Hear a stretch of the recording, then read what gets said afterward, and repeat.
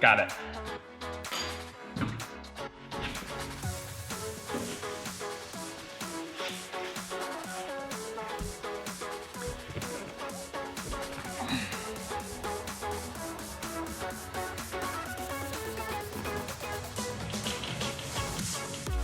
That's a little tight.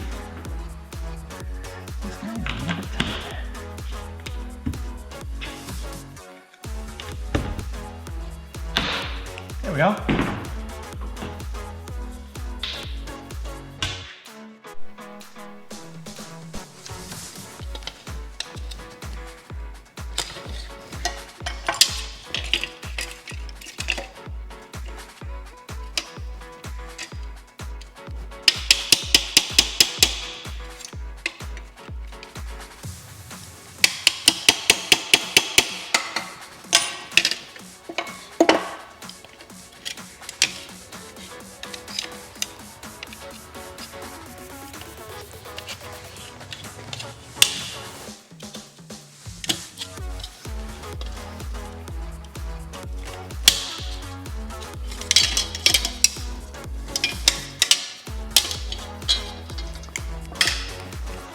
Obviously, the goal here is to reuse as much of the stock clips as I possibly can without destroying them.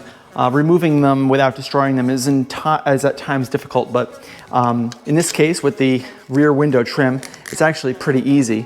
You can see here we got this clip trim in here. We have the pin right there, and we can just take that pin right out and bag and tag all these little guys as we work our way to slide them right out, just like that, right? Keep on going. You can see none of the pins, none of the clips have been damaged. So this guy is good to go.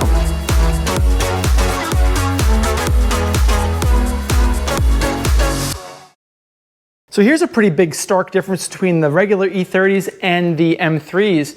The M3s have a more modern windshield system. In fact, I took the windshield gasket off, and we need to replace this with a new gasket, of course. But basically, there's a urethane liner that goes and connects the windshield to the body.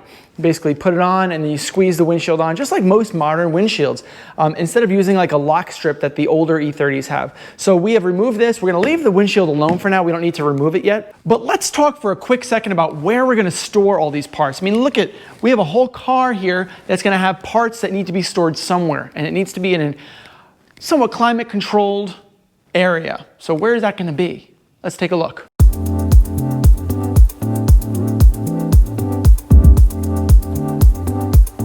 That's right, guys. What you're looking at is the attic up above my garage. I actually do have room here for part storage.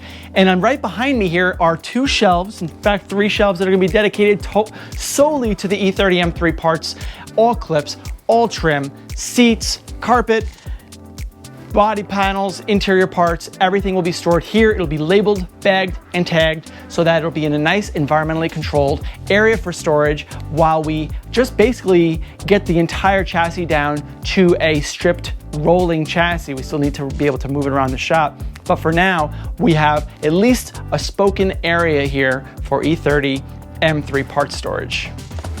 Now that we've got a place to store all of our stuff, now it's time to take all the stuff off the car and safely place it into storage.